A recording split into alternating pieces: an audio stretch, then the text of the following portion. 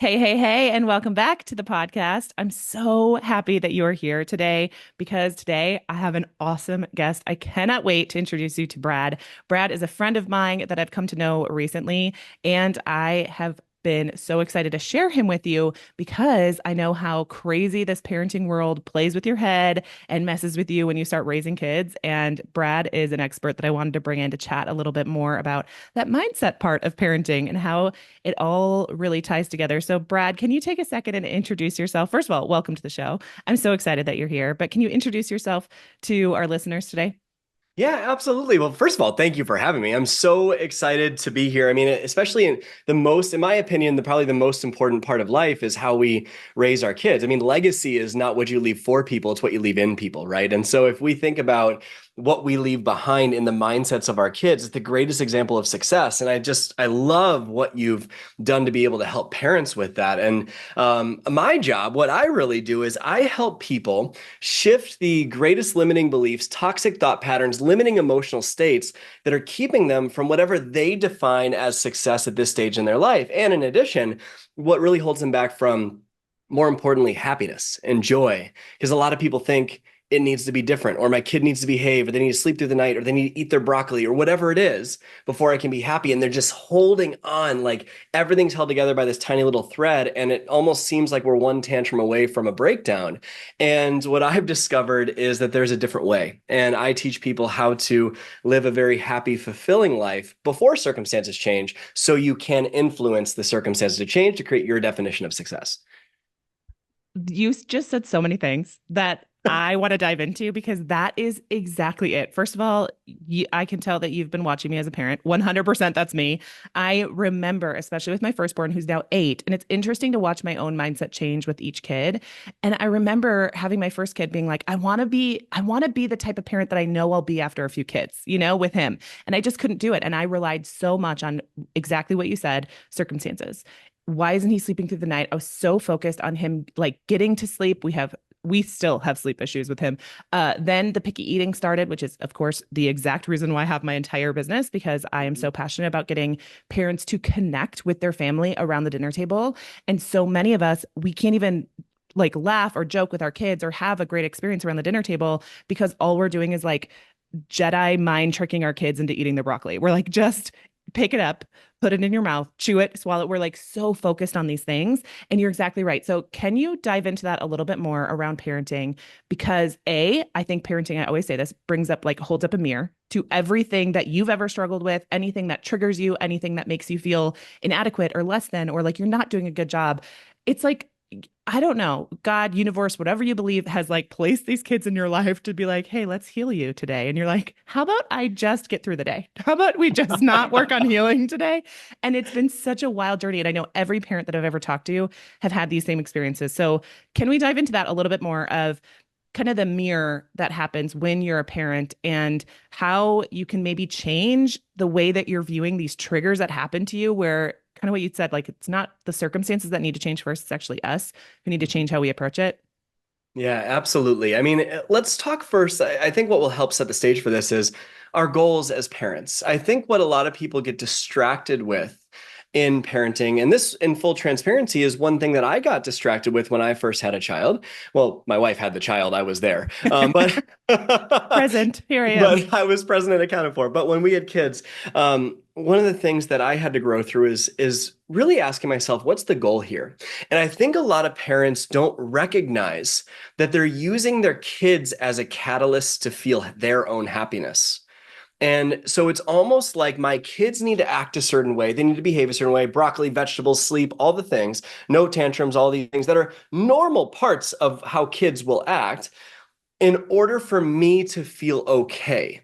And so if the goal you have is for your kids to be a vessel for you to feel okay, then you're kind of missing the point of parenthood. And I say that with so much love in my heart as someone that struggled with this in the beginning too.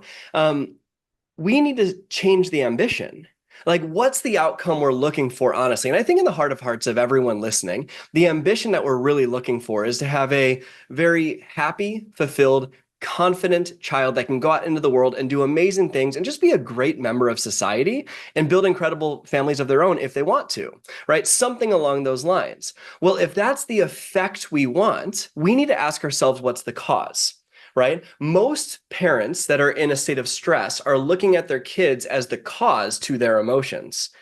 But if you are blaming your kids for how you feel, then you're blaming someone that literally doesn't have the capability to master and regulate their emotions yet for your own emotions. And that's not fair to them. It's not fair to you either and to your happiness because your emotions will be all up and down. And so if we are looking at our kids and saying they make me feel a certain way, then we think our quality of life is the effect, and it's not. The way that we're living is the cause. But if you obsess over the effect, which is how your kids are acting, you forget the cause, which is how you are living. And if you forget the cause, you can no longer influence the effect. And so let's change the goal and the ambition. If the goal and the ambition is to have a happy, confident, fulfilled, loving, contributing member of society that's independent and happy, well, then we need to ask ourselves, what is the best way to do that? Is it manipulation of getting kids to eat a certain food? That is a great strategy that can be used to get them to fill their bellies, yes. But ultimately, what it's going to come down to is the way your feet move. Kids Mm. listen to what you do, not what you say. And the greatest example or the greatest way we can get our kids to really listen and to grow and to become amazing people is for us to navigate our own stuff. And right about now, you're probably in the thick of parenthood and you have 18 million things going on. You're like, Brad, you don't understand. I have all this stuff going on. I'm sleep deprived, all these things you don't understand. But one thing that I just want to point out is what you're experiencing is actually normalcy. And so Hmm. what we do in the throes of parenthood is we blame our situation and say it's much harder for us, when really it's most people that are going through parenthood deal with sleepless nights or a toddler throwing tantrums or not eating their food. And so parenthood makes us grow. It forces us to. And I'm willing to bet that the things that you really want to grow in are areas that you care deeply about how your child grows up to be. And so we need to take a look at how we are being so we can ultimately influence the actions of the people that we are leading, not following. Oh my gosh, I'm going to listen to that about 18 more times because everything you just said is everything I have thought or felt, but not been able to articulate nearly as beautiful as you just did. Because I think it's so common in our world, our busy world, right? We have jobs, maybe we're running a business, maybe we have multiple kids at home, maybe oh my gosh, being pregnant with a toddler, that was like the hardest thing in the whole freaking universe. And Best of it's luck. yes, sir, truly. It was so difficult. And I just remember feeling like I just have to survive, right? Like it's literally just like, just get me to bedtime, just get me to the end of the day, just do the thing, just tick the box, just, really we aren't always able, we don't feel like we have the capacity to zoom out and exactly what you're saying, look at that kind of end game and work backwards. And so we're just kind of surviving. And then we look back and I can, attest to this now that my oldest is 8, almost 9. How in the world? That means I haven't slept in 10 years. So sorry if this doesn't make any sense this morning. But I think like I look back and go, oh, I'm building a family culture. I'm building relationships. I am, training and teaching this child how to be a functioning member of society later, but I wasn't necessarily always looking in this like reverse engineering mindset. It was more so of like, no, but today, don't ask me why. Just don't hit your sister. Like, just move on. Just don't do that. Stop, stop, stop. Eat the broccoli, eat the broccoli, eat the broccoli, whatever it might be.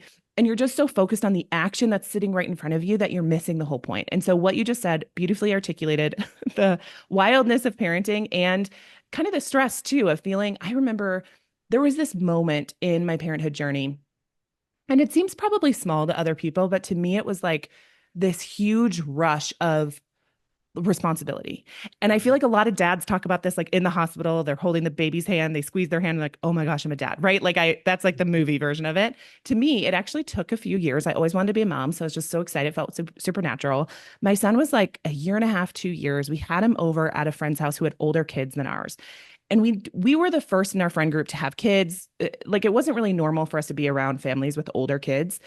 And all of a sudden I'm like, wow, these older kids have had like 7 summers, 9 summers. Like they have these memories. They're talking to their parents about these memories of, do you remember when we went to Disney and we did this and we did that? And my son was like pushing this old red wagon wheel like wagon. And it was so, I don't know, there was just this moment of like, I'm in I'm in charge of his childhood. Like one day he's going to go to college and tell his friends about his childhood. And he's going to talk to his therapist about his mom. Like all of a sudden it was just this moment of like, I knew I was having a kid and I knew I was like, that kid was eventually going to grow up, but it just hit me in this like weight of responsibility of maybe this is what my childhood was like, good or bad and really neutral, right? These are the things that happened to me. These are the beliefs I formed. This is the person I became. These are the events that happened to me. And all of a sudden, I wanted to protect him from all of it and also know that he had to experience it in order to become the person he's meant to become. And I just felt this weight of responsibility. And so, what we were talking about of kind of reverse engineering in a way is such a beautiful mindset to have in parenthood. But how do we balance that without being crushed by the responsibility of raising another person, especially if we're dealing with our own ish, and also recognizing that like some of that is just kind of like just read the book. Like let's just get to bed, right? Like Mhm. there's this dichotomy. And I know with my parents of picky eaters, because actually something resonates, I think will resonate with you about picky eating specifically, is I always tell my parents inside my program, hey, it's not about broccoli tonight, it's about broccoli for life. Like really what we're doing is setting up these kids to have healthy relationship with food and want to eat healthy food for their body for life, not just tonight, but so many of Yeah. us are focused on tonight. And I always get the parents like, yes, amen, fire emoji. And then they're like, and also, how do I get them to eat it tonight? Right. It's like balancing those two things. Like, I see the future and I want that, but also, like, can we just, he hasn't eaten a vegetable in 2 weeks, So, can you talk about kind of that balance of like, yes, I'm reverse engineering and yes, I have this big view, but then how do I also get through today? You know what I mean? Yeah. Great question. And I was jotting down some notes as you were mentioning that. And I want to pre-frame my answer with, are you choosing short-term or long-term thinking? Mm, Right? What most hmm. people do, and this isn't just in parenthood, this is in everything.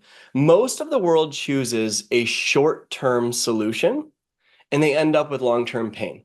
Yes. They'll choose a quick fix, right? To get through the night, to get through this, whatever it is. And sometimes when you're sleep deprived, that's necessary, whatever, Right. right? But we choose a short-term solution, we end up with long-term pain, especially if we keep on choosing short-term.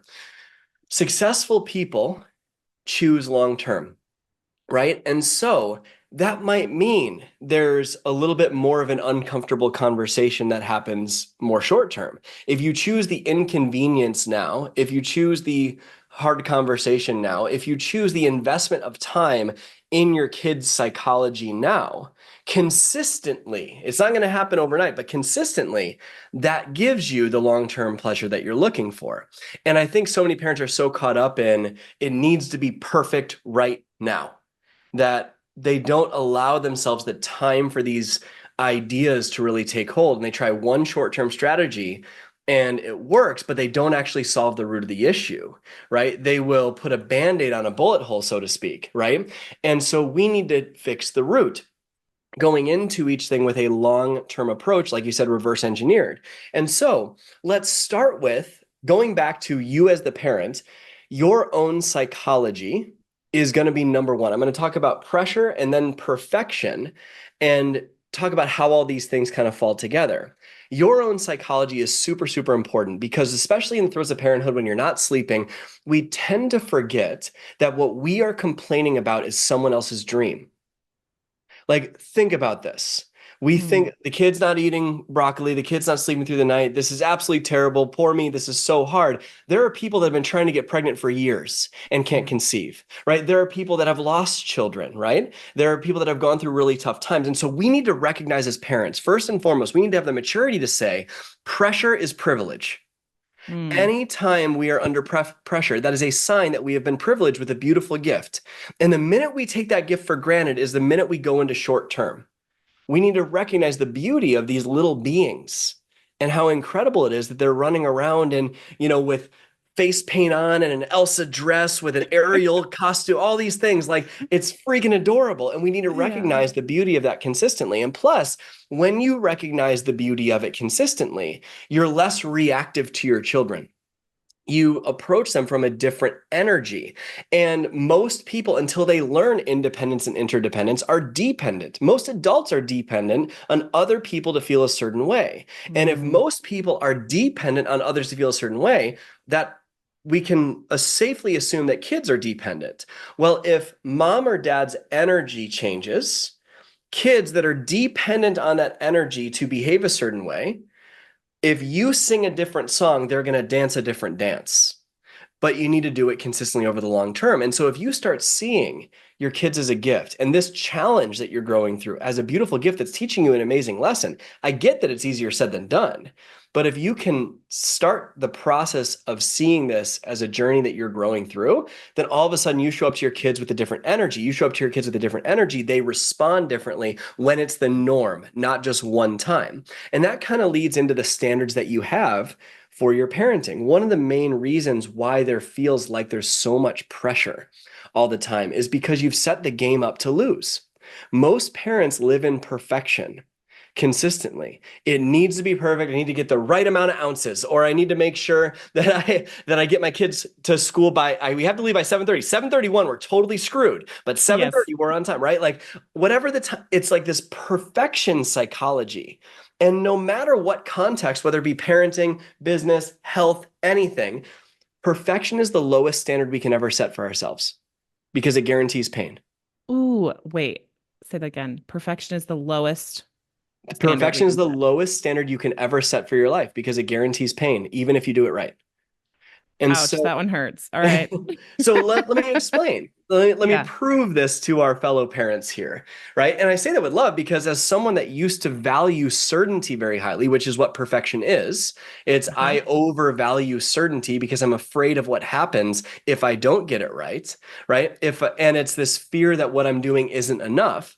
As Yeah. someone that for years used to live that way, I'm here to tell you it causes pain in one of three ways. Number one, is no matter what your goals, dreams, ambitions, anything that you want to do with your kids, your health, anything, you won't ever change unless you know perfectly how it's going to go before you start, right? So you will overconsume everything. You will study, study, study, study, study. You'll read every single mom blog. You'll read every single parenting book. But when it comes time to actually implement consistently, you won't do it until you know how. There's an over craving of certainty, and that causes you to always, like the more you value certainty, the more uncertain you feel. And because you're always questioning if it's right. And so even if you have all the right information that you need, you second guess it. And so you just look in other places, you look for validation. Then you go to social media. And social media, like, yes, you and I build brands on social media, but the majority of places on social media are toxic, right? Mm-hmm. Luckily, we have a good voice to share with people on Mm-hmm. there. But if the majority of what you're consuming is toxic and that's where you're going for the how-tos, it's going to be a rude awakening. So you likely won't ever start because you don't know how. The second reason why perfection guarantees pain is because everything you do is about avoiding failure instead of succeeding. You're Ooh, yeah. playing not to lose instead of playing to win. You're making sure it doesn't go wrong, right? Finding Nemo, one of my favorite movies of all time. Great movie. Freaking love it. And Love I that remember movie. Marlon, what's that? I love that movie. It's a It's great so movie. good. It's one of my all-time favorites. I remember Marlon talking to Dory about how he can't let anything happen to Nemo. And Dory says, well, if you don't let anything happen to him, then nothing will ever happen to him. Oh, And I thought that was such a profound line yeah. because it makes us recognize that if we're always trying to avoid getting hurt, always trying to avoid something going wrong, always trying to avoid failure, then we can never actually aim for what we want. And then we'll put our own needs on the back burner and prioritize making sure that we don't get it wrong for our kids. I had a rude awakening with this. I used to be the overprotective parent where like I'd be on the playground, I'd be like, hold my hand, Lily, hold my hand, hold my right. Mm-hmm. I'd be like paranoid about it. And then I would go pick her up from school and I would see her like upside down on the monkey bars. And I'm like, all right, I gotta chill, right? Yes. I gotta Uh-huh. start letting things happen to her. And I think most parents, they try so hard to avoid failure. They're questioning if they're doing it right. And what they're really saying is, I just don't want to do it wrong. And if you're always playing not to lose, you can never play to win. And so all of a sudden, your ambition becomes survive.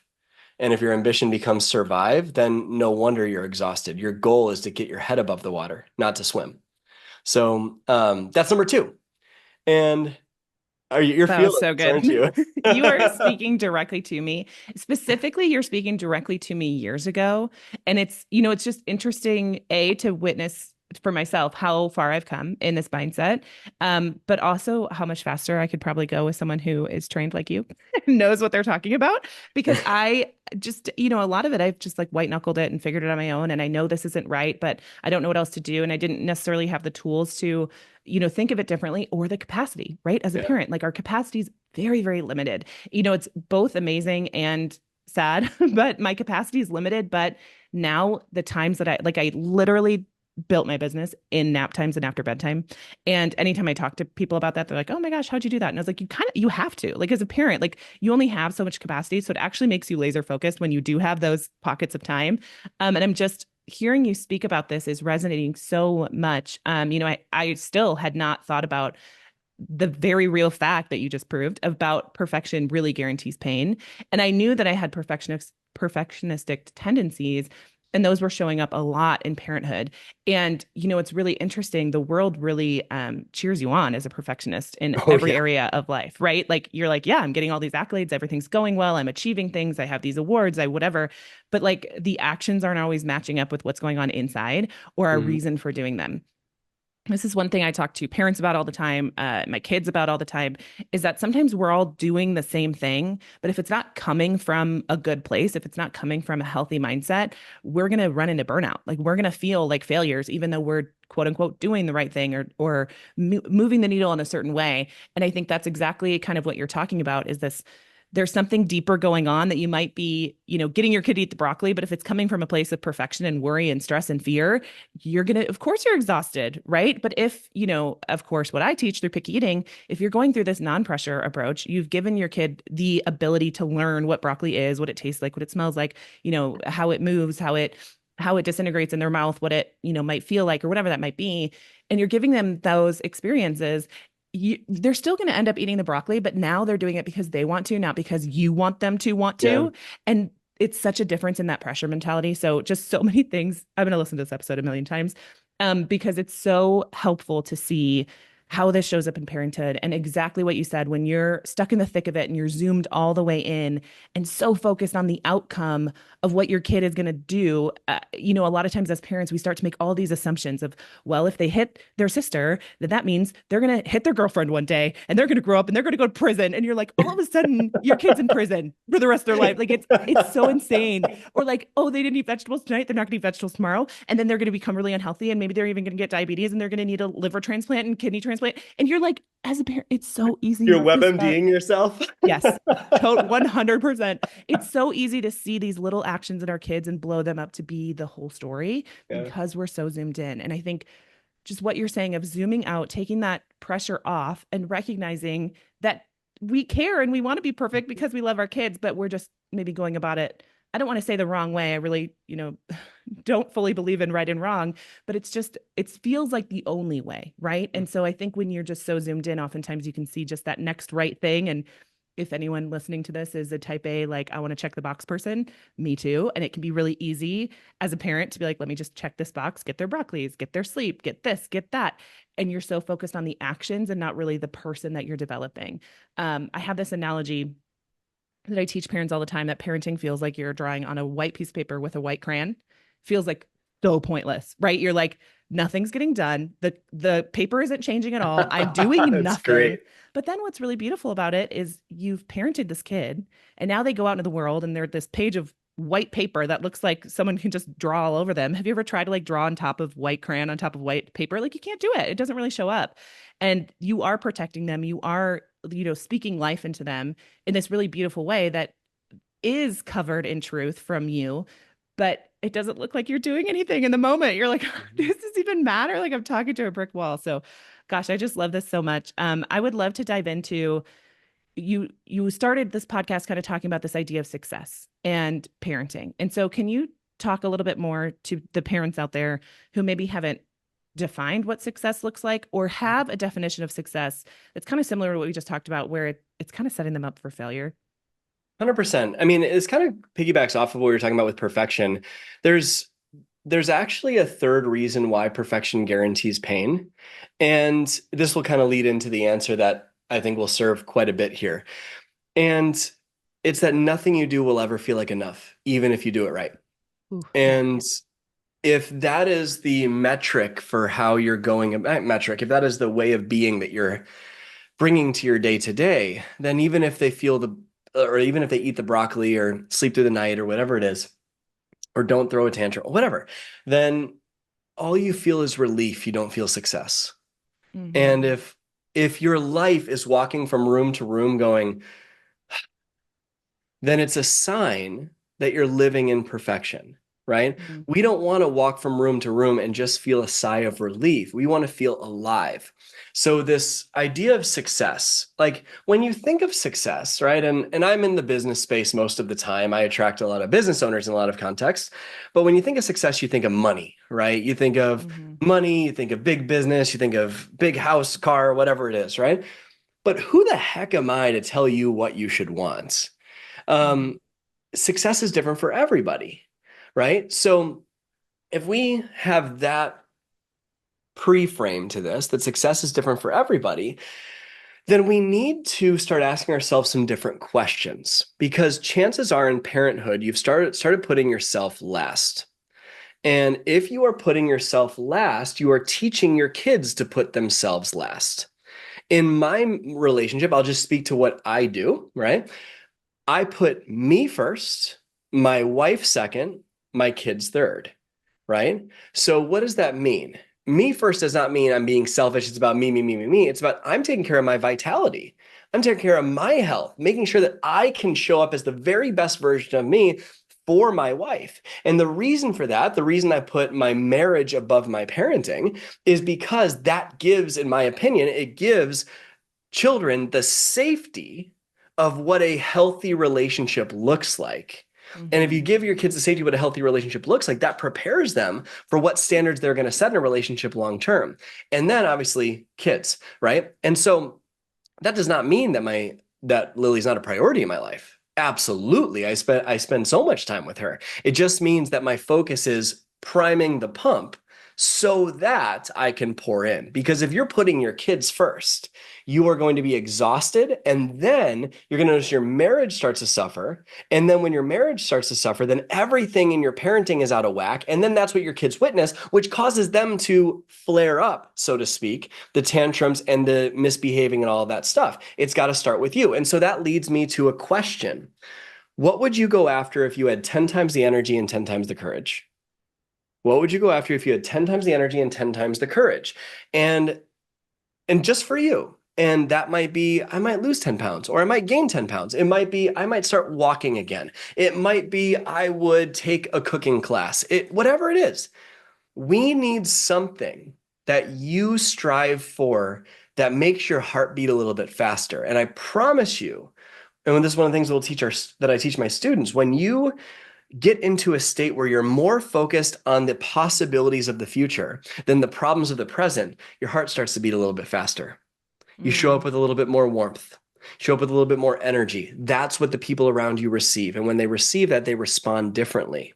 And so it's so important that you have your own thing. Now, most parents, they will respond with, well, I don't know what I want. Yes, you do. You just don't know how to bring it out of you. That's something that I have a whole process on bringing it out of you.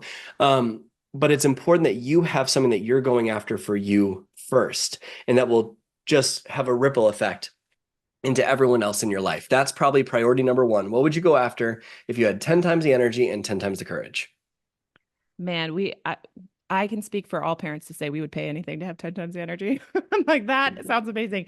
And as you're talking about it, I'm like answering for myself. And I'm like, you're exactly right. Like all of a sudden I do feel like I have more energy. I feel like I have more courage. I feel more excited. I feel way more yeah, just like aligned and focused and also driven in a way that I know my kids will respond well to. And like you said, everyone's version of success is different. And in parenthood, it can be literally what you said is like, it gives us the time to ask questions like this, gives us the time to zoom out and say, okay, what is it? Not just as a parent, but for me, what lights me up so then I can show my kids that it's possible too. And I think I saw this thing one time. I can't remember the exact wording of it, but it was basically like Can you think of anyone in your life when you're a kid? And this is for moms specifically, of course, dads too. Can you think of any woman that wasn't in a hurry? And hurry, I know, is for me, it's a perfectionistic trait. It is a fear based tactic that I have. It's like, I need to hurry. I need to rush through this. There's a ton of fear behind my need, feeling to rush, get there faster, do the thing, be on time, whatever it might be. There's a ton of fear behind that. And I really resonated with that question because so many times, especially as kids, we're surrounded by adults who are always in a hurry. And Mhm. part of that is because the kid is slowing you down. I get that. But at the same time, it's like a good memory or reminder to think, how do I want to show up in front of my kid? Because now I remember as a kid being rushed all the time. And now here I am as an adult rushing my kids all the time. Like, oh my gosh, slow down. And so it's really a good reminder of what am I chasing after? Who am I looking to be so that I can show that my kids, it's possible for them, whatever their version of success is, and that I'm not living from fear. I'm really, and ultimately that's what that is, right? It's a feeling of fear. Oh, there's so much to unpack there. I know I did want to take a second before we wrap up the podcast and talk about this idea of success, what this looks like. You have dropped some incredible things to think about here as a parent and recognize in ourselves. And all, like you said, exactly right, said all in love to really bring these parents up to being the best version of themselves so that they can be there for their spouses and their kids. And so I want to talk about the challenge because I am so excited. I'm doing this challenge alongside you, everyone here. And I'm super excited. So Brad is hosting a challenge, and I want you to talk a little bit more about what the challenge is, what they're going to get out of it, and specifically why you think parents should be in that room for the challenge. 100%. So I ran into a very big problem about 4 years ago when I was sharing all this stuff on podcasts and with parents, with other in other contexts, other groups too.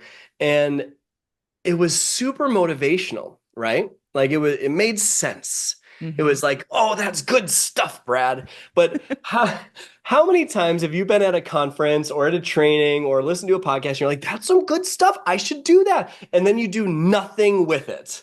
Yeah, And a well, hundred percent. that's because there's a very big difference between knowledge and knowing. A very big Mm-hmm. difference.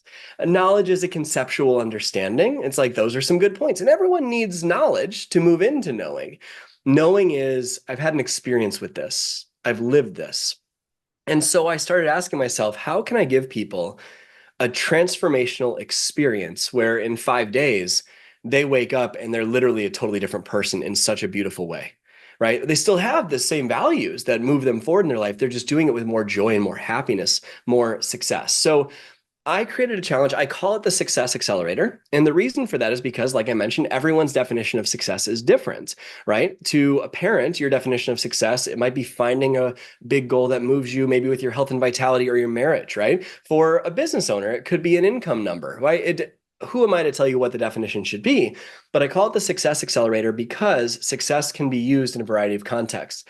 And what we're going to do over 5 days is we're going to help you identify if you had 10 times the courage and 10 times the energy, what would you go after? But even more so, we're going to remove all of the subconscious limiting beliefs, limiting emotional patterns, toxic thought patterns that are holding you back from living that out.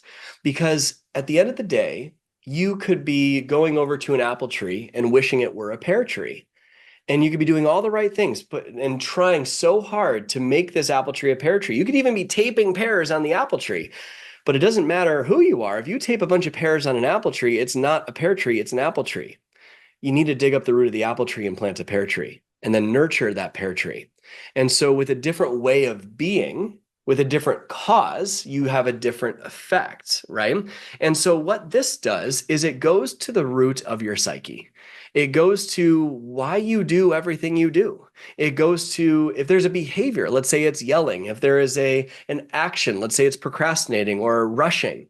If there is something that is getting in your way that you logically know is not helpful, well, just because you logically know it doesn't mean you'll change it. This challenge is set up to help you identify what's getting in your way of living a happy, fulfilling, successful life, and then ripping that out and putting in some new patterns and reconditioning new patterns that will allow you to ultimately have way, way, way more success, but most importantly, more fulfillment in life. And so if we think about parents, parents have such a responsibility, a beautiful pressure of showing up as the very best version of themselves. And ultimately, we need to start prioritizing our psychology so that we can influence in a positive way these young minds that we said we were going to form. And the like I mentioned at the very beginning of this episode, they don't listen to your words, they listen to how your feet move, your actions. And so if you change you, all of a sudden everything else changes because your external world is a mirror for your internal world. In fact, I am willing to bet when you change the inside game, these outside things that bug you won't bug you nearly as much because when you change the way you look at things, the things you look at change. And so we're going to shift the inner game. We're going to go deep into what are the things that frustrate you? What are the things that overwhelm you? What are the things that cause anxiety or panic or guilt? Like, here's a very common one that I see all the time in parents, this overwhelming load of perfection that the human nervous system can't take, followed by an interruption of that pattern by binging TV or food or smoking or drinking or whatever it is, some limit or shopping, some limiting pattern, followed by an Working. immense sense of guilt. Guilt Yeah. when you're working on your stuff because you're not present with those that you love, and then guilt when you're with those that you love because you're not doing your stuff. And then following that guilt goes right back into perfection, right? So it's Mm-hmm. a pattern. And most people think it's isolated to just them. But what you'll recognize after doing this with 60,000 people from all over the world, I've recognized some patterns that keep people stuck and patterns that help people to thrive. And so if you could, in 5 days, know every single thing that's stopping you from living a happy, fulfilling, successful life where you're a present parent, loving parent, and reverse engineering that life from the life you really want, and then having a strategy to actually embed it into who you are. So you wake up 5 days from now, literally happier and more fulfilled than you've been in decades. What would that be worth to you? And by the way, this is totally free. It's totally free. It starts on Monday. Alyssa has the link for you to enroll. It's a life-changing program. So if you want to discover how these successful people seem to succeed so much more with less stress and without adding more to your plate, join the Success Accelerator. It's a totally free 5 day challenge.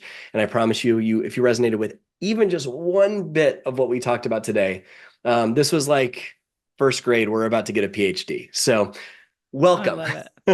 I'm so excited. I think, like I said, as parents, our capacity can feel really small. And so the idea that it's a 5 day challenge, like that is so nice that it's not like, oh, it's this year-long program or this long audiobook that I started, never finished. Oh, I don't know if anyone else has done that. But I really love that it's this actionable, super actionable thing, and we can apply it to whatever our definition of success is. And so whatever it is that you have going on in your life, it's not specific to certain people. And I think especially as parents, sometimes I feel like we get left out of the conversation of what success is. So often we're taught or told or shown that our success or our dreams or our goals or our whatever it might be that we're chasing after needs to be put on hold during the season of parenthood. And I know before we hit record, you and I both talked about how actually becoming parents accelerated our own success Yeah. because we have these, moments of time where we can work on it. And I think also having a kid that really is a mirror to you going, oh, I am a perfectionist. Why am I rushing him? Why am I worried about this? Why am I like all of a sudden I'm like, I need to work on this. And like I said earlier in the episode, my my excitement is so high and there's a little bit of sadness because I wish I would have found you years ago because I think I could have moved so much faster through some of the stuff I've been sludging through for years. And so I'm so excited to myself be in the room for this challenge. I'm signing up for it. I cannot wait for it. And I cannot wait to hear from my community, but other parents and, other people, how it's changing them. I know you have pages and pages of people who have had huge results and testimonials from just the challenge and how incredible it's been for them. So I'm super excited. I have the link in the description box. We're going to wrap it up here, but I want anyone who's listening who's a table talker, if you are a table talker and you're in the community, stick around because I'm actually dropping this as a video in our community and we're going to do a few extra Q&A. So if you're a table talker, make sure to go tune in there. But for everyone else, I hope that you join me inside the challenge. I'm going to link it down below. And Brad, thank you so much for coming on and dropping all these bombs for us. It means the world to me and to the audience because, we're just in the thick of it. And to hear someone give us hope and excitement around something bigger for our parenthood journey and for our kids is really encouraging. So thank you so much for being here. Thank you for having me, my friend. I'm very grateful for the opportunity.